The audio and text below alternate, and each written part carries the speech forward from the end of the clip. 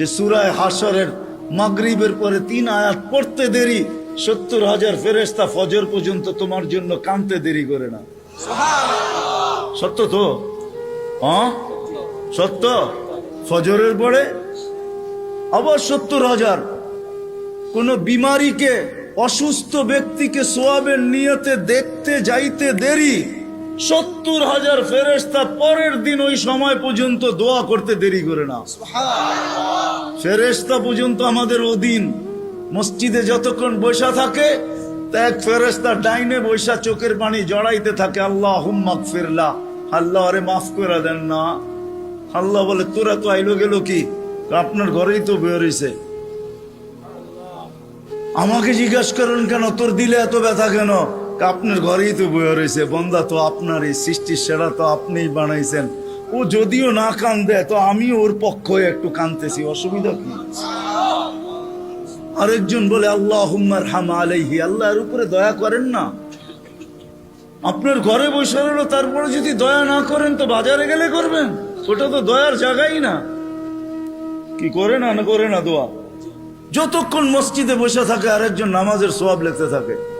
আল্লাহ বলে ঘুমায় তো রইল, তুই নামাজের সোয়াব লেখোস না কেন? ঘুমাইলো তো আপনার বাড়িতেই ঘুমাইছে, আর কোথায় ঘুমাইছে? সোয়াব লিখবো না তো লিখবো না কেন? এটাও ফেরেশতা চালায়। আপনি ভাবেন শ্বাস প্রশ্বাস এমনি নেন? কন্ট্রোল রুম আছে, কন্ট্রোল রুম। হ্যাঁ, হাবায়েক ফি আখবারিল মালায়েক কিতাবে আছে, জালালউদ্দিন সুয়ুতি রহমাতুল্লাহ আলাইহি লেখা। যখন শ্বাস নেই তো ফেরেশতা বলে আল্লাহ আমসিকা ওয়াতরুক, বন্ধ করে দিব না খোলা রাখবো? আল্লাহ 1,60,000 বার মেসেজ থ্রো করে, অটো উতরুক আলী আবদি আজাল, খোলা রাখ, সীমা রেখা দেওয়া আছে। যেদিন সীমা রেখায় আসবে ওই দিন বলবো টানবো তো আর ছাড়তে দিবি না, ছাড়বো তো আর টানতে দিবি না।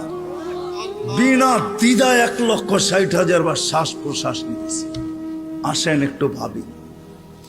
সুর তো আমার কাছে নাই যে আমি আপনাদেরকে পাগল করব। এরকমই ডোলের মতো আওয়াজ যদি দিলে গাথে। আসেন একটু ভাবি যে আল্লাহ চিনে কিনা, আল্লাহর কাছে পরিচয় পরিচিতির বৃত্ত কি? দুনিয়ায় তো পরিচয় পরিচিতির অর্জন করার হাজারো পন্থা আছে, হাজারো তরিকা আছে, হাজারো ভাবে মানুষ পরিচিত হইতে পারে। কিন্তু আল্লাহর কাছে পরিচিত হব কি দ্বারা? আল্লাহ আমাকে চিনবেন কিভাবে? এটাকেই নিয়ে মুহাম্মদুর রাসূলুল্লাহ সাল্লাল্লাহু আলাইহি ওয়াসাল্লাম আসছেন। যদিও আল্লাহর দাবি ছিল আমার কাছে পরিচিত হইতে হইলে আমাকে মানতে হবে, আতিউল্লাহ। আল্লাহর দাবি ছিল আমাকে মানো, আমাকে মানলেই আমার কাছে পরিচিত হবে, আমাকে মানলেই আমার কাছে দামি হবে, অন্যথায় কোনো দ্বিতীয় পন্থা নাই।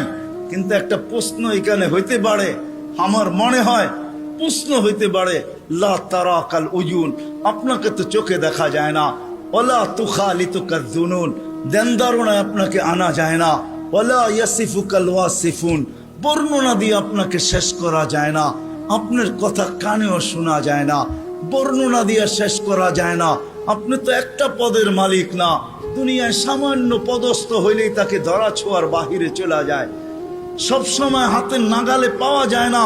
আপনি তো একটা পদের মালিক না।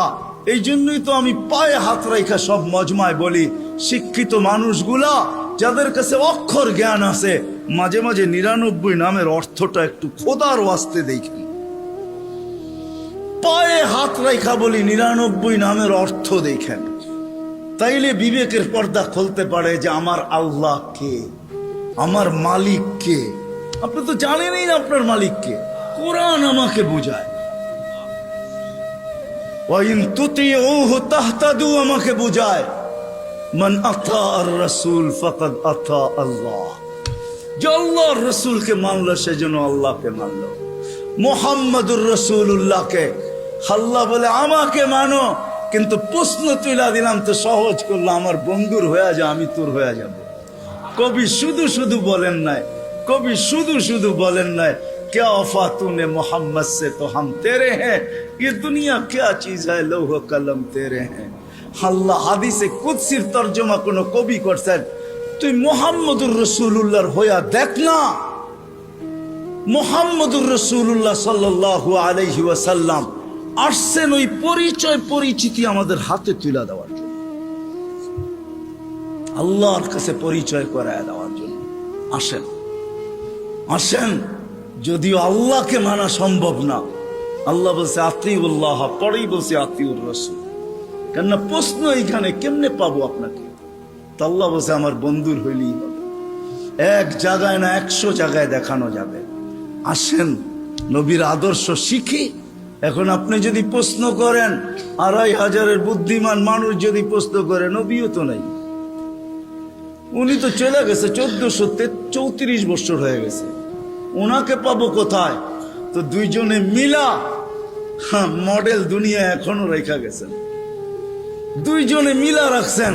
ওয়া আওরাসনাল কিতাবাল্লাযীনা ইসতাফাইনা মিন ইবাদিনা, ওটা বলছেন আল্লাহ। আর রাসূলুল্লাহ সাল্লাল্লাহু আলাইহি ওয়াসাল্লাম বলছেন আল উলামা ওয়ারাসাতুল আম্বিয়া। দুইজনে মিলা বলছেন কিয়ামতের সকাল পর্যন্ত রেখা গেছি মডেল। এদের কাছে সুরক্ষিত আছে, সুন্নত সুরক্ষিত আছে, আদর্শ সুরক্ষিত আছে। শুধু শুধু কোরআন বলে না, লাকাদ কানা লাকুম ফি রাসূলিল্লাহি উসওয়াতুন হাসানাহ লিমান কানা ইয়ারজুল্লাহ। যে আল্লাহকে পাইতে চায়, আল্লাহর কাছে পরিচয় চায়, পরিচিতি চায়, ইজ্জত চায়, সম্মান চায়। কেমন ইজ্জত, কেমন ইজ্জত! চলেন কোরআন আমাকে বুঝায়, আল্লাহ সালাম দিবে, সালাম কওলাম মির রাব্বির রাহিম। যুবক হারায় গেছো দুনিয়া দেখা, গান্দা জিনিস দেখা, হায় হায় হায় হায়। অথচ তোমার যৌবন দিছিল এই জন্য মুহাম্মদুর রাসূলুল্লাহর তরিকা দ্বারা, আদর্শ দ্বারা তুমি যুবক, ওই যুবক হবে, জমিনে চলবে। আর আল্লাহ বলবে ইন্নী উবাহিল মালাইকাতা বিশাব্বিস সালেহ, তোমাকে দেখায় আল্লাহ বলবে আমি তোমাকে নিয়ে ফেরেশতাদের উপরে গৌরব করি। তোমাকে দেখাবে আর আল্লাহ বলবে আরশের নিচে তোর জন্য গ্যালারি রাখা আছে, সুপার ডিলাক্স গ্যালারি। এই দুনিয়ার গ্যালারি, জান্নাতে সব রাখা আছে। কি চাও তুমি? ভাবছো জান্নাতে গান নাই, দুনিয়ায় শুনা নেই জান্নাতের গান? সময় নেই আমার হাতে, তোমাকে আমি জান্নাতের গান শুনাইতাম। জান্নাতেই দুনিয়ার গান। দুনিয়ার সিঙ্গার রে সিঙ্গার বলা হয় না, এটি তো ফিঙ্গার, সিঙ্গার না। সিঙ্গার তো আল্লাহ বানায় রেখা দিছেন, উপরে রাখা আছে জান্নাতে। শোনাবে, তারপরে আল্লাহ জিজ্ঞাসা করবে কেমন শুনলি? তুমি চিৎকার দিয়া বলবে লাকানাল মাউতু লা মুতনা রব্বানা। এমন আওয়াজ, মৌত থাকলে আওয়াজের ঝংকারে মরে যেতাম। আল্লাহ বলবে এই আওয়াজও কিছু না। ও যুবক, তোমাকেই তো ওই আওয়াজ দিবে আল্লাহ জান্নাতে যাওয়ার পরে। সৌতা দাউদ, তোমার গলার আওয়াজ দাউদ আলাইহিস সালামের মতো হবে। দুনিয়ার সিঙ্গার ওই গানের আওয়াজ উঠাবে তুমি, শুধু তুমি নাচবে না, হুর নাচবে না, খাদেমরা নাচবে না, জান্নাতও ডান্স করবে। জান্নাত এখানে তো তুমি একটু কমর দুলাও, ঠিক না? এটার নাম ডান্স না।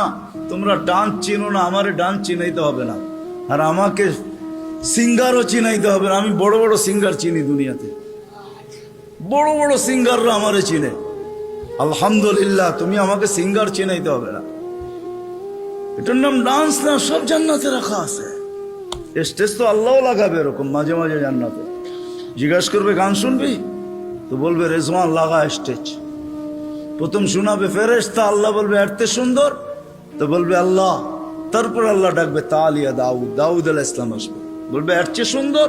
তারপরে আসবে আমাদের নবীজি, আল্লাহ বলবে এর চেয়ে সুন্দর। আল্লাহ বলবে রেজওয়ান ইরফাইল হিজাব, এখন আমি শোনাবো। প্রতি শুক্রবারে আল্লাহ দাওয়াত খাওয়াবে। দাওয়াত কেমন হবে? সবচেয়ে বড় হাতিয়ার যেটা দিছেন, একের ভিতরে 100 বানায়া আমাদের রসুলের জন্য, নাইলে কোনো দিন কারোর জন্য দিতেন না। আমি তো সব জায়গায় বলি, আল্লাহ কোন উম্মতকে 1.25 লক্ষ উম্মত আসছে, 312 জন রসুলের উম্মত আসছে, কাউকে আল্লাহ ডাইকা নেওয়ার দায়িত্ব নেন নাই। নামাজ দিছেন, ডাকার দায়িত্ব নাই। বলছি পড়লে পড়বা, না পড়লে না পড়বা। কিন্তু আমাদের নবীজির কারণে আল্লাহ আমাদেরকে ডাকার দায়িত্ব নিছেন। 5 ওয়াক্ত নিজে ডাকে, বন্ধুর দিলকে শান্ত করার জন্য। আমার মনে হয় বন্ধুর দিলকে শান্ত করার জন্য। কেননা মুসা আলাইহিস সালাম 5 ওয়াক্ত মানতে পারতেছিলেন না, আমি এর চেয়ে অভিজ্ঞ আপনি? আমি 2 ওয়াক্ত পড়াইতে পারি না, 5 ওয়াক্ত আপনার উম্মত পড়বে না, আবার যান কমায় নিয়ে আসেন। আল্লাহ রসুল বলছে লজ্জা লাগে, কিন্তু মনে মনে ভাবতে ছিলেন অভিজ্ঞ লোকটা বলতেছে, আমার তো লজ্জা লাগে, অভিজ্ঞ লোকটা বলতেছে নামাজ মনে হয় আমার উম্মত পড়বে না। তো আল্লাহ বলছে বন্ধু চিন্তা করেন না, আমি ঘুমের থেকে উঠে নিয়ে আসবো। নাইলে ফজরে কেন আজানে বলা হয় আসসালাতু খায়রুম মিনান নাওম? চিন্তা করেন না, আমি উঠে নিয়ে আসবো। 1-এর ভিতরে 100 দিয়া দিছেন। আসেন 2টা অঙ্গীকার করি আজকে যে আল্লাহ রসুলের আদর্শ একটা হইলেও আমার জীবনের সঙ্গী বানাবো। রাগ হয়ে যাবেন বললে? হ্যাঁ, আমি তো বলি এই উম্মতকে দাড়ি দিছিলেন জান্নাতে যাওয়ার জন্য, ক্লিন শেপের জন্য না। পায়ে হাত রাখিয়া দাড়ি দিছিলেন জান্নাতে যাওয়ার জন্য। জান্নাতটা নবীর সুন্নত। কার? কার? আর যদি সাদা বানাইতে পারেন তাহলে তো কোনো কথাই নেই, কথাই নেই। নাইলে ওলামা কোত্থেকে বলে মুহাদ্দিসে কাবির মারা গেছে, আল্লাহ জিজ্ঞাসা করছে বুড়া কি নিয়ে আসছো? কয় কিচ্ছু নিয়ে আসি নাই। কয় খালি হাতে? কয় না। তাহলে কি নিয়ে আসছো? কয় সাদা দাড়ি। না শোনেন না ওস্তাদদের থেকে? আল্লাহ জিজ্ঞাসা করতেছে সাদা দাড়ি মানি? কয় কেন আপনি জিবরিলকে বলেন নাই? জিবরিল আলাইহিস সালাম আমাদের নবীজিকে বলেন নাই? নবীজি ও আবু হুরায়রাকে বলেন নাই? আবু হুরায়রা অমুককে বলেন না, অমুকে অমুককে বলেন নাই, উনি আমাকে বলে নাই? সনদ শুনাইতেছেন, আপনি নাকি সাদা দাড়ি দেখলে লজ্জা পান। তা আল্লাহ আয়েশা দিয়া বলছে সবাই সত্য বলছে, আমিও সত্য বলছি, মাফ করে দিলাম। যাও, আমি তো বলি দাড়ি দিছে জান্নাতে যাওয়ার জন্য, ক্লিন শেপের জন্য না। দাড়ি ক্লিন শেপ করলেই আপনি ইয়ং হবেন। রাগ হয় না, পায়ে হাত লাগে, রাগ হয় না। আপনারা আমাদের এই পোশাকের উপরে আঙ্গুল উঠাইতে পারেন, কিন্তু আমি সারা দুনিয়া ঘুরা বলি আজ পর্যন্ত কেউ আঙ্গুল উঠা নাই প্রশংসা করা ছাড়া। আমার সমাজ আঙ্গুল উঠাইতে পারে, রিক্সাওয়ালা পর্যন্ত কাঠমোল্লা বলতে পারে, এই পোশাককে আজ পর্যন্ত কেউ আঙ্গুল উঠায়। দুনিয়ার এরকম কোন নামি দামি এয়ারপোর্ট নাই যেখানে আমি ক্রস না করছি। দুনিয়া আমাকে চিনে, এই পোশাকের আজ পর্যন্ত কেউ আঙ্গুল উঠায় নাই। বরং হাসতে আর বলছে তোর ড্রেসটা বড় সুন্দর। শুধু ড্রেস, অহংকারে বলতেছিল, এরকম টুপি নিয়ে বলছে your cap is very nice, তোর টুপিটাও বড় সুন্দর। 4 থেকে 500 মাদ্রাসা আছে ছোট বড়। এই জন্যই তো আমাদের দেশ নড়ে চড়ে পড়ে না। আমাদের 2টা ডিফেন্স আছে, 2টা। একটা রাতের ডিফেন্স, যে ডিফেন্স দুনিয়ার কোথাও নেই। চ্যালেঞ্জ আমার সাথে। রাতের ডিফেন্স বোঝেন? 30,000-এর উপরে হেফজোখানা আছে, যেটা রাতের ডিফেন্স। যারা 4টার সময় ওঠে, আপনি জানেন না ওই ডিফেন্স কত বড় ডিফেন্স। নিজামুল মাওলারে জিজ্ঞাসা করে দেখেন, অনেক পিছিয়ে আপনাকে চলে যেতে হবে। নিজামুল মাওলা যখন মাদ্রাসা বানাইতেছিল, তখন বাদশাকে বলতেছিল, কেউ বুঝাইতেছিল এত মাদ্রাসা কেন বানায়?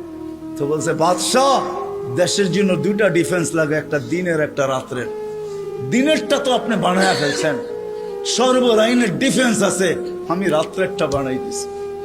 আমিও বলি এই জন্য, গত সোমবারের আগের সোমবারে ইন্দোনেশিয়ায় ভূমিকম্প আসছে 5.5 সুমাত্রায়। দেখেন কয়জন লোক মারা গেছে, এখন নেটে সার্চ দিলে পাবেন। 48 জন জায়গায় মারা গেছে, কতগুলো বাড়ি বিধ্বস্ত হয়েছে। বাংলাদেশে 5-6 বছর আগে 7.8 ভূমিকম্প আসছে। নেটে সার্চ দিয়া দেখেন আপনি দুনিয়ার কোন দেশে 7.8 ভূমিকম্প আসছে আর কোনো বিপর্যয় হয় নাই। চ্যালেঞ্জ, দুনিয়া যদি আমাকে দেখাইতে পারে, আপনার জুতা আমার গাল। বাংলাদেশ দেখাইতে পারবে 7.8 ভূমিকম্প আসছে 5-6 বছর আগে। 31st নাইটের পরের দিন রাত্র 5:05 শুধু একজন মারা গেছে, তাও লাভ, বিল্ডিং থেকে লাভ দেওয়ার কারণে, কিচ্ছু হয় নাই। 10 নম্বর মহাবিপদ সংকেত আসছে আমাদের দেশে, কিচ্ছু হয় না, কয়েকটা কলা গাছ পড়ছে। আমি ঢাকায় বৈশা বলতেছি না, ওই রাত্রে আমি পাথরঘাটা ছিলাম, পাথরঘাটা, যেইখান দিয়া বুলবুল ঢুকছে। আমাদের ইস্তেমা চলতেছিল, দুপুরে আমি বয়ান করে দোয়া করে শেষ করে দিছি।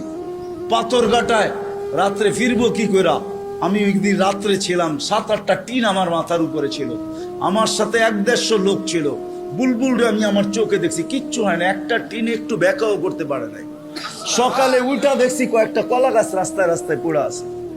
এটা হলো ওই দেশ যেই দেশের ভিতরে রাত্রের ডিফেন্স 100-এ 100, 30,000-এর উপরে হেফজোখানা। 1-150 পাওয়া যাবে শুধু 2,500-এ। রাত্রে 2:30টার সময়, 3-4টার সময় মাদ্রাসার ছেলেরা ওঠে হেফজোখানা, আল্লাহর কালাম পড়ে। কালাম ডিফেন্স এই দেশের দিয়া। রাত্রে 4টার সময় ঘুমান, আপনি কোত্থেকে দেখবেন? আমার কথা সত্যায়িত হবে যদি চোখ অর্জন করতে পারেন আর 4টায় উঠা বাংলাদেশের আকাশ দেখতে পারেন। এই জন্যই বাংলাদেশে আসে বিপর্যয়, আসে ফুটবল। দেওয়ালে যেরকম বল বাড়ি খায়া ডাইনে বামে যায়, আমাদের জমিনের সাথে টাচ খায়া ডাইনে বামে চলে যায়, নড়ে চড়ে পড়ে না। আমার বিশ্বাস যতদিন এই পরিবেশ থাকবে কোনো বিপর্যয় এই দেশে হবে না। এ তো আমি বুকের উপরে হাত দিয়া বলি, দুনিয়া ঘুরা বলি। আমাদের রাতের ডিফেন্স 100% আছে। হাজারো আল্লাহওয়ালা এই দেশে আছে যারা রাত্রে মুসল্লায় পড়া পড়া চিৎকার দিতে থাকে, সবকো সোনে মে মজা, কিসি কো সোনে মে মজা, কিসি কো খানে মে, হমে মজা আতা হ্যায় তেরে আগে রোনে মে। এরা রাত্রে বিছনায় পড়া ঘুমায়। এই জন্য আসেন ওলামাদের থেকে শিখি। দুটা, একটা ওলামাদের থেকে শিখবো, আর একটা হলো 5 ওয়াক্ত নামাজ ছাড়বো না। রাজি? পাক্কা ওয়াদা? আল্লাহ রসুলের জিন্দগি শিখবেন তো? পাক্কা? নামাজ ছাড়বো না? পাক্কা? যদি হয় তাহলে হাত ভালো মতো উঠান, নাইলে উঠান না। আল্লাহ আমাদের নামাজের মুহতাজ না। নামান আল্লাহ আমাদেরকে আমল করার তৌফিক দান করেন।